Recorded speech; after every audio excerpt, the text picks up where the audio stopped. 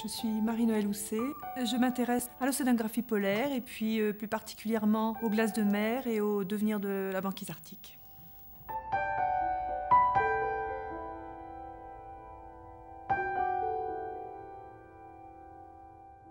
Alors si la question du futur de la banquise arctique intéresse tant de gens, c'est bien parce que déjà depuis de nombreuses années, on s'aperçoit que cette banquise arctique diminue. Et notamment sur les 25 dernières années, on voit une tendance générale à la diminution de l'étendue des glaces arctiques de l'ordre de, ça dépend sur quelle période, mais disons sur les 25 dernières années, de l'ordre de 5% par décennie. Et puis, cette tendance est accélérée, et si maintenant on calcule la tendance entre les années 70 et le milieu des années 2000, vers 2005, on obtient une tendance qui double avec une diminution de l'ordre de 8% par décennie.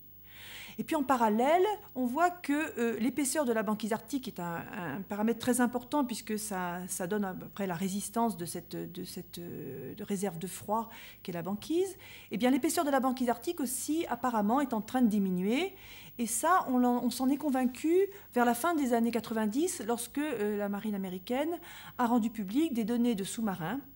Et lorsqu'on a comparé ces données de sous-marins avec des données antérieures des années 60-70, on a vu qu'en certains endroits, l'épaisseur de la banquise avait diminué de l'ordre de 40%. 40%, c'est énorme, ça veut dire qu'on passe dans certains endroits de 3 mètres à 1,6 mètres, ce qui est en gros quelque chose qui n'était absolument pas anticipé avant qu'on ait ces données.